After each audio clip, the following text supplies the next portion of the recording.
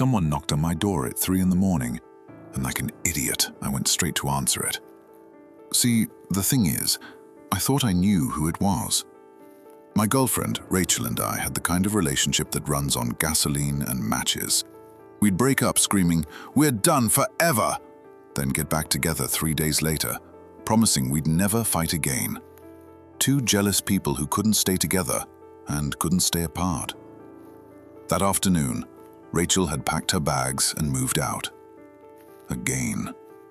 So when the knocking came in the dead of night, my first thought was, she drove around for hours, realized she loves me, and came back.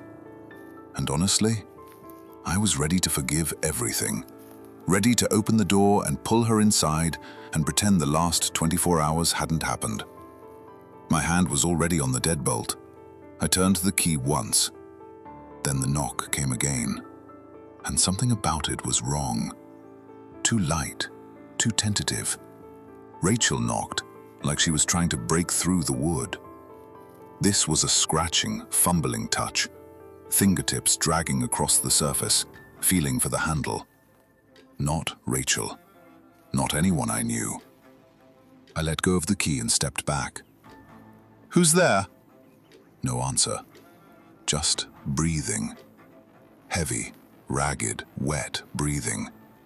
The kind of sound a person makes when they're drowning on dry land, when every inhale is a battle and every exhale is a surrender.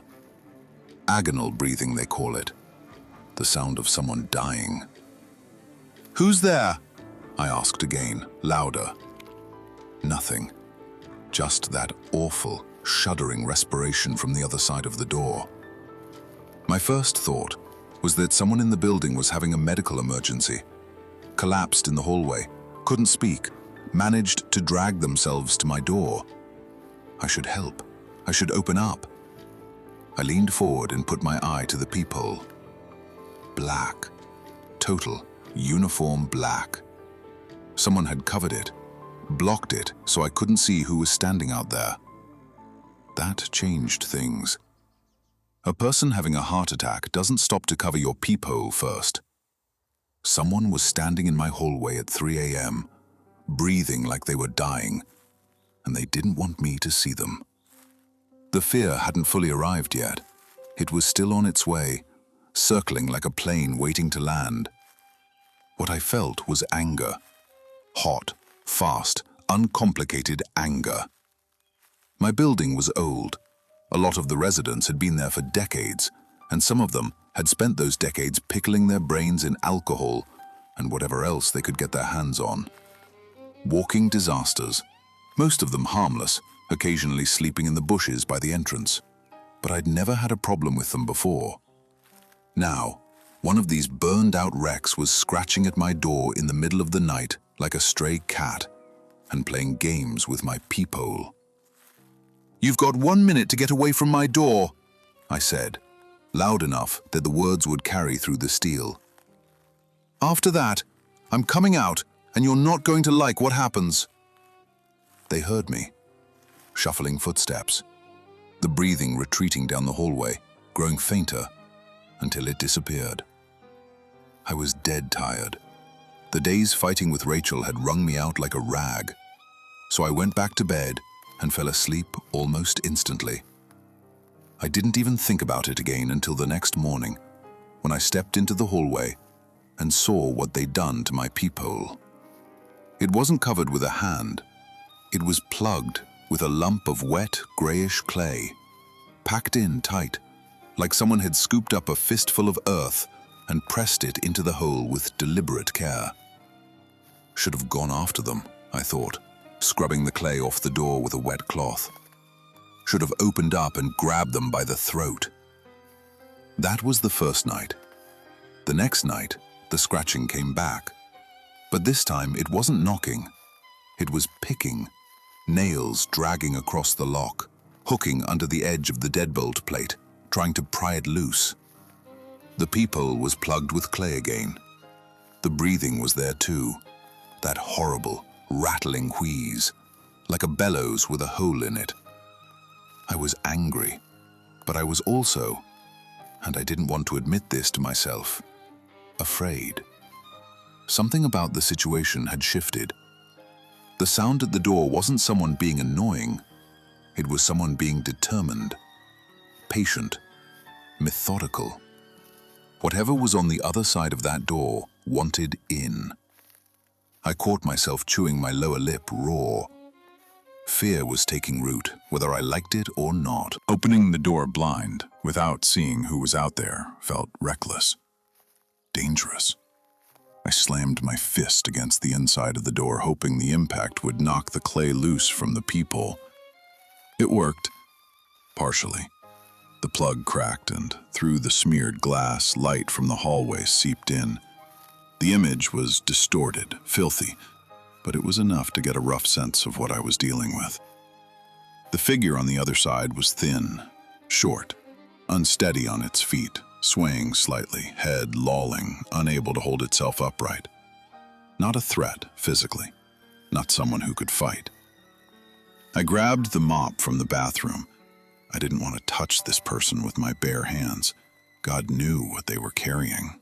Diseases, parasites, whatever you accumulate when you've spent years living on the margins of human existence. The plan was simple. Shove the door open hard enough to knock them backward, then use the mop handle to push them away from my apartment and down the hall. I turned the deadbolt and threw the door open. My fingers went slack.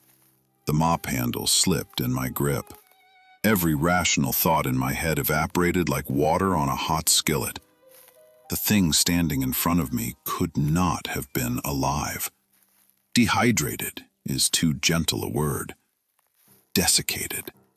A body from which every drop of moisture had been wrung out, every ounce of fat burned away, every soft tissue reduced to leather stretched over bone. And the skin. The skin was the color of polished copper, a reddish-orange gloss that caught the fluorescent hallway light and reflected it back with an oily sheen. Not a single hair on the entire body. Not an eyebrow, not an eyelash, not a follicle. The face had no pores.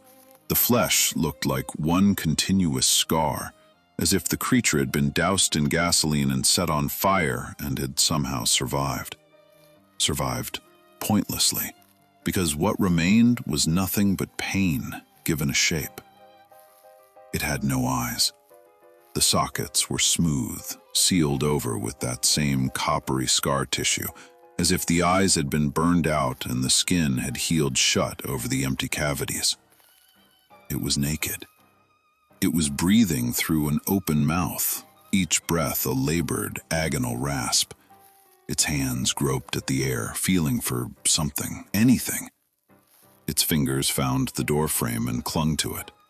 It tilted its head, wrinkling its noseless face, rotating its ears toward me the way a dog does when it hears a sound it can't identify, trying to compensate for its blindness with whatever senses it had left.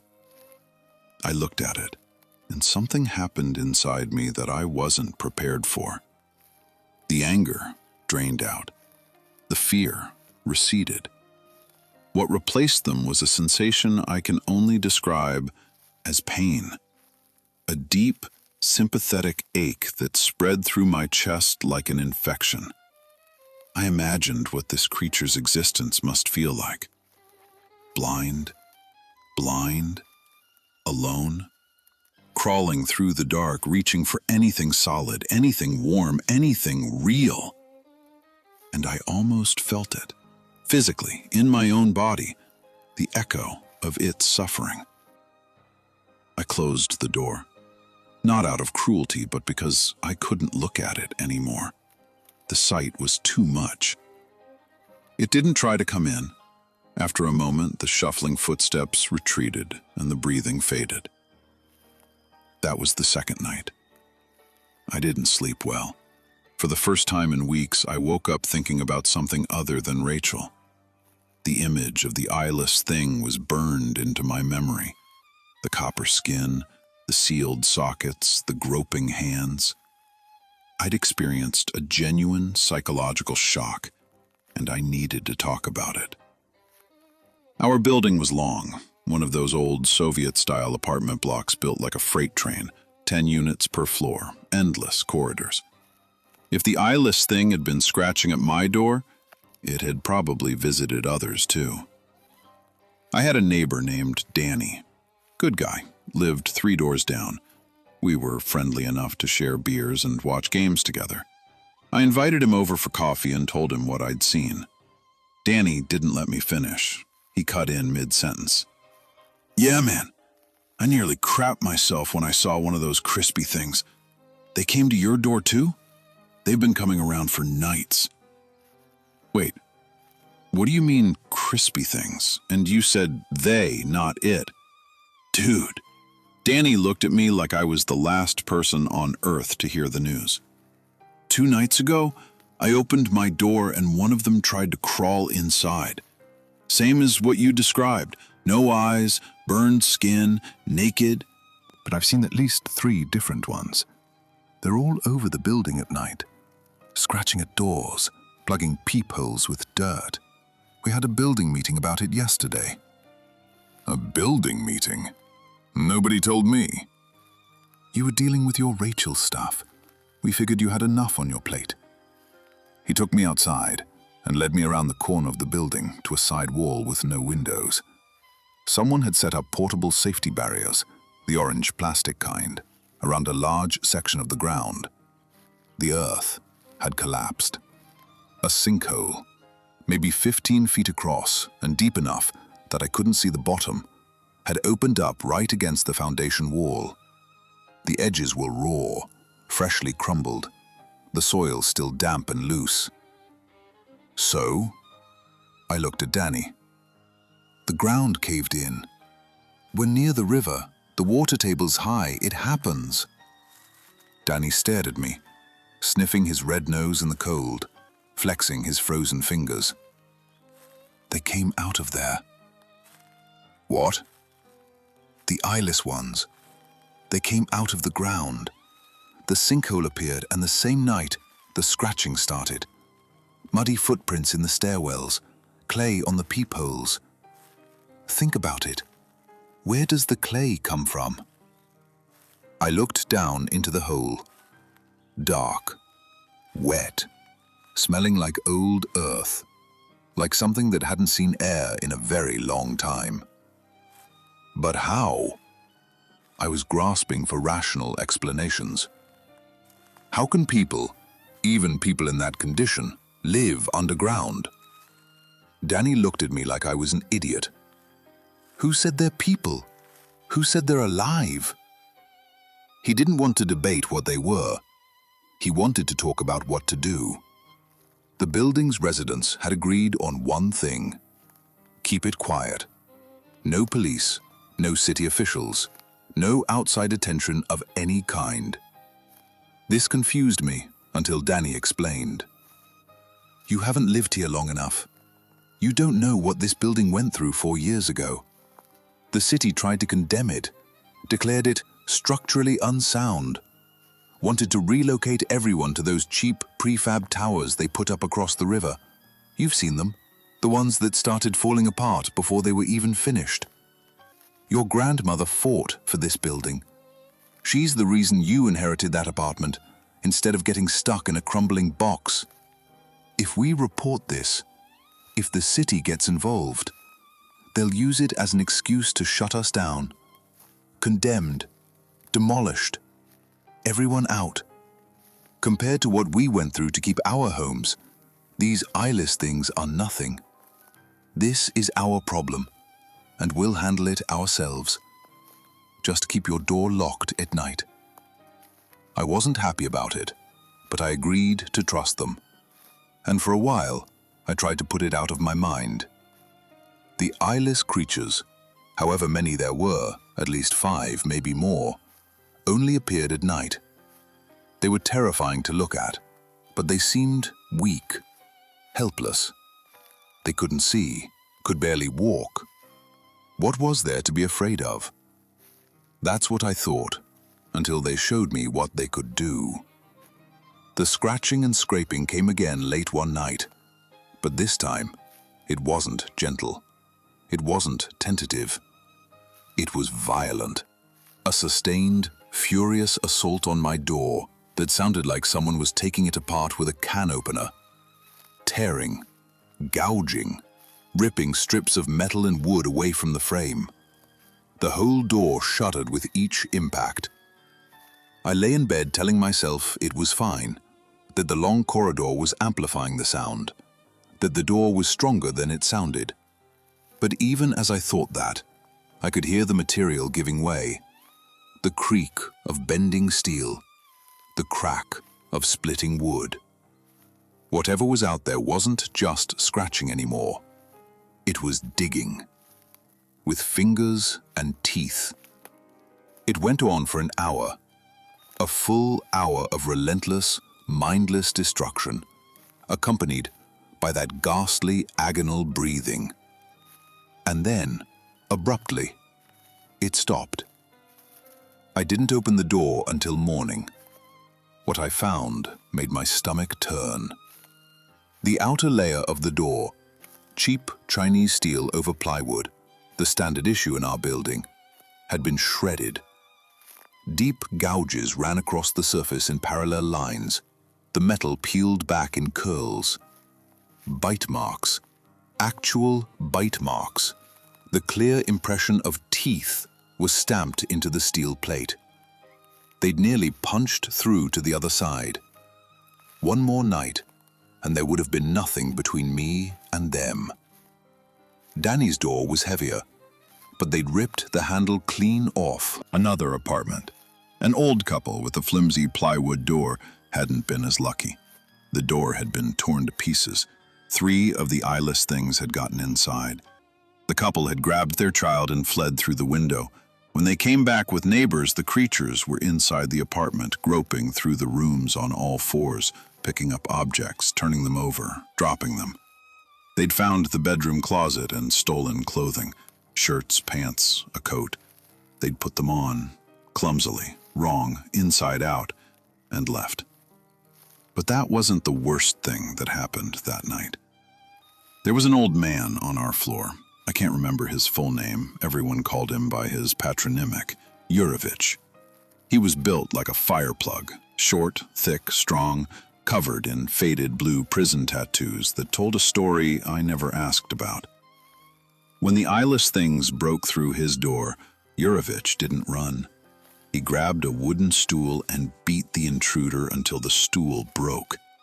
The creature hit the floor and stopped moving, stopped breathing. Dead, or whatever passes for dead when you're talking about something that shouldn't have been alive in the first place. Yurovich dragged the body into his living room and sat there staring at it, trying to figure out what to do. He'd killed something. Maybe not a person, but not exactly not a person either. The legal implications were unclear and terrifying. And then, after about 20 minutes, the creature took a breath, a loud, shuddering inhale. Its joints cracked and popped as it moved. It dislocated both shoulders during the beating. Now it calmly reached up with one hand, grabbed its own arm, and wrenched the joint back into the socket with a wet crunch. Did the same with the other, stood up, and walked out of the apartment as if nothing had happened. Yurovich told us this the next day. He'd been shouting at us earlier to mind our own business, but after watching a dead thing reassemble itself and walk out of his living room, he'd changed his mind about keeping quiet. Immortal, blind, burned, living under the building. What were we dealing with? I knew someone who might help us understand. A friend of mine, Kate Holloway, was a history grad student who specialized in genealogical research. She worked with archives, tracked family lines, located forgotten burial sites and old cemeteries. I reached out to her, trying to be casual at first. Just asked if she could dig up any historical records about our building. Kate responded immediately, said she'd actually been curious about the building before. It had a strange history, she told me. The structure had originally been built as a workers' barracks for some kind of industrial facility. It was later converted into residential apartments, but whatever the original operation had been, the records were classified. The documents either didn't exist anymore or had never been made public. Kate was sharp. She knew immediately that I wasn't asking out of idle curiosity. I had to tell her the truth. The ground near the building had collapsed, and something very wrong had emerged from underneath. Within an hour, she called me back. She'd already driven over. I took her to the sinkhole.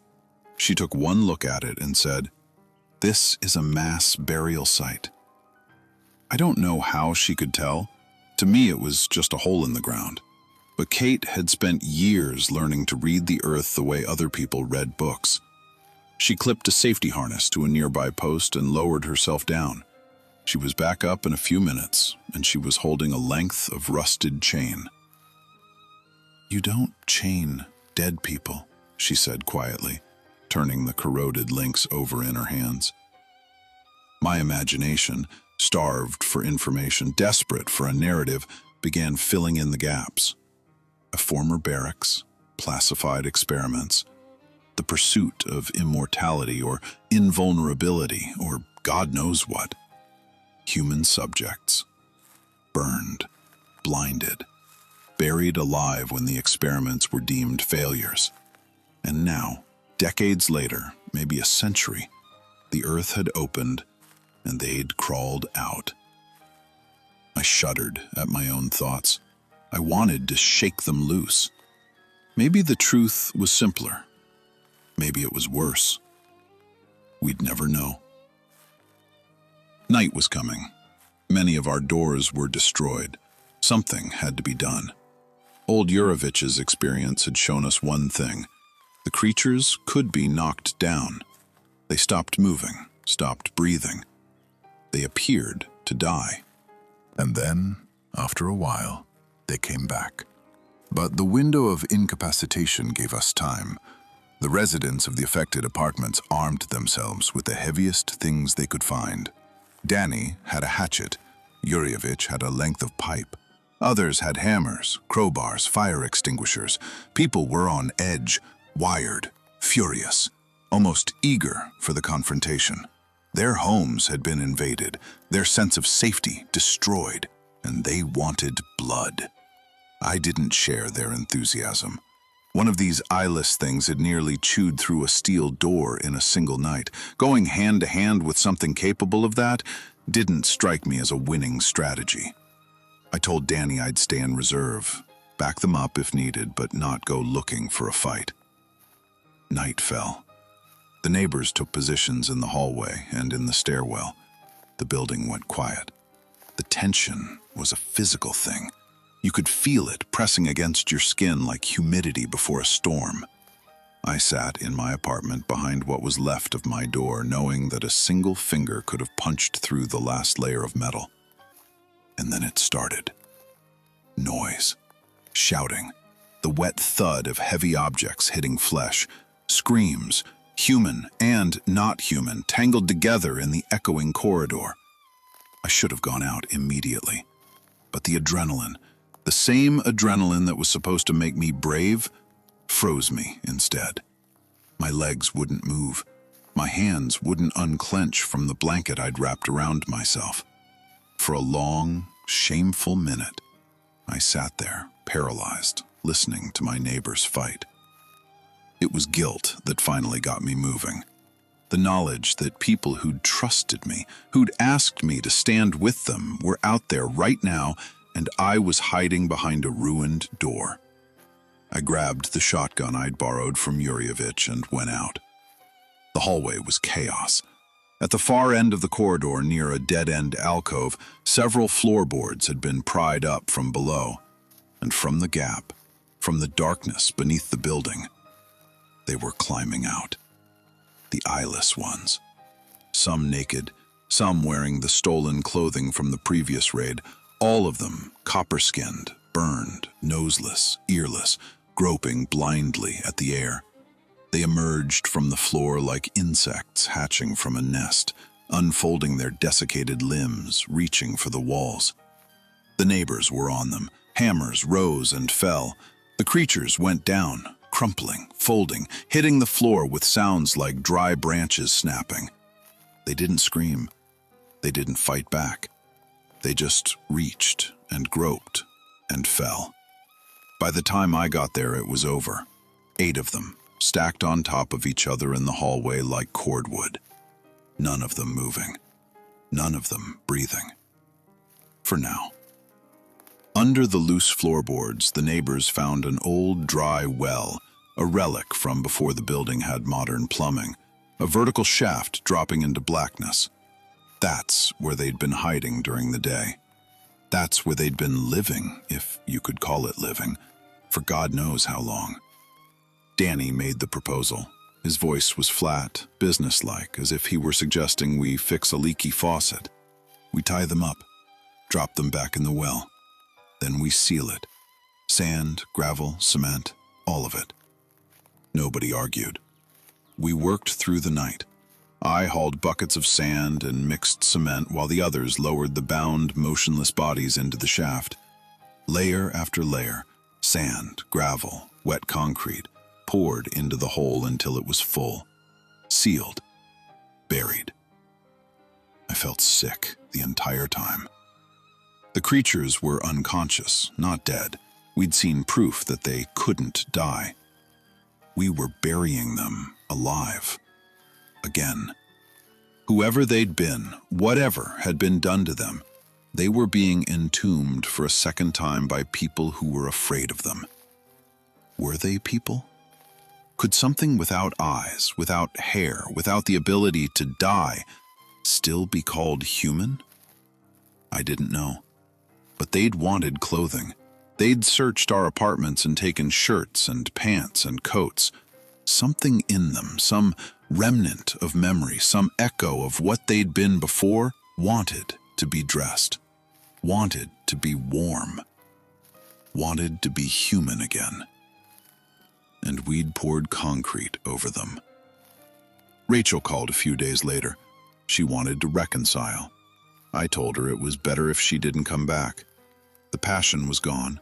The fire that had fueled our relationship had been replaced by something cold and heavy that sat in my chest and wouldn't move. I didn't have the energy for dramatic love anymore.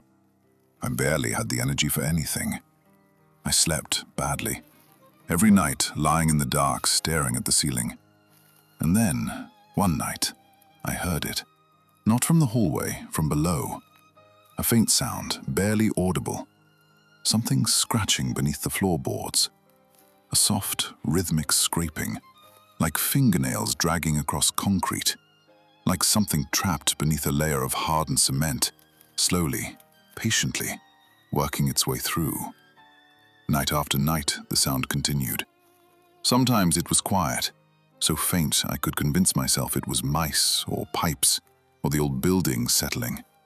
Other nights it was louder, the unmistakable crack of stone being broken piece by piece from below. I didn't tell anyone. I don't know if the other neighbors heard it too. We'd stopped talking about it. We passed each other in the hallways with tight nods and avoided eyes, like people who share a guilty secret and can't stand to be reminded. Days passed, weeks. The scraping grew louder, closer.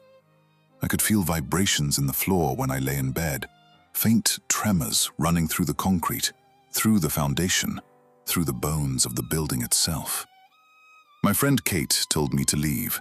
Get out, move. She said it with an urgency that frightened me almost as much as the sounds under the floor. But I was stubborn and tired, and dealing with health problems that had gotten worse from the stress.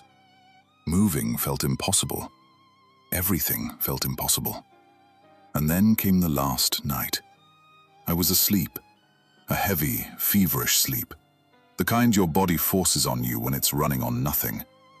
Below me, the scratching had become a grinding, a chewing, teeth on concrete, nails on rebar, the relentless gnawing of something that had all the time in the world and could not be killed. I felt the floorboards shift, felt the draft, cold mineral air from deep underground, rising through the widening cracks. and then the boards split. A hand came through the floor, copper-skinned, scar-smooth, reaching. It seized my leg, my ankle, my calf, and dragged its nails down my shin, peeling back a strip of skin. The pain was white-hot, instant, total. I screamed, kicked, rolled off the bed, tangled in the blanket and ran, stumbled, fell, crawled to the window. Behind me, a shoulder was forcing its way through the broken floorboards. An arm, a head, eyeless, earless, the mouth open and breathing that awful, rattling breath. I went through the window. First floor, maybe an 8-foot drop to the ground. I landed hard, felt something pop in my ankle and kept moving. Behind me, in the window frame, the upper half of the creature was visible, its arms reaching out into the night air, its sealed eye sockets pointed at me as if it could see. That night, it wasn't just my apartment. They'd chewed through the concrete, all of them. 8 eyeless things, entombed for weeks, had gnawed their way through sand and gravel and hardened cement, up through the old well shaft, under the floorboards, and into the apartments above. Every apartment they'd targeted before, they found again. Blind, buried, sealed in concrete. And they still remembered exactly which doors they'd been scratching at. They got into Danny's place. They got into Yurievich's. They got into every apartment on the first floor that had been on their list. But this time, they weren't looking for clothing. I was taken to the morgue to identify people I'd known.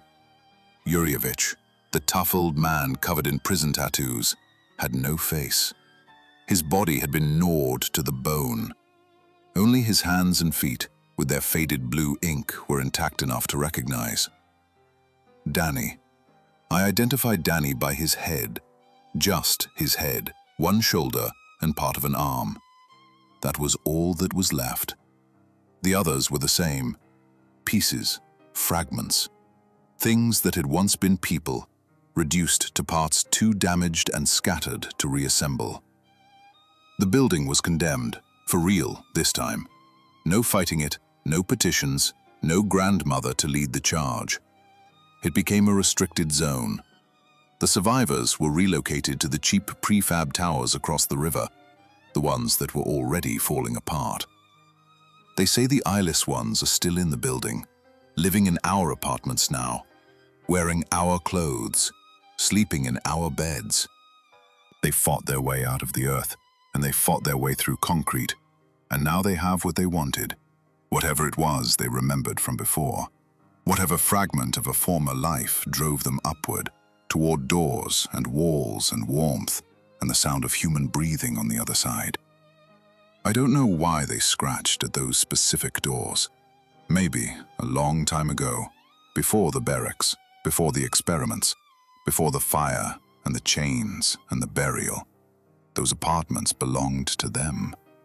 I don't know, and I don't want to know. I just want to forget.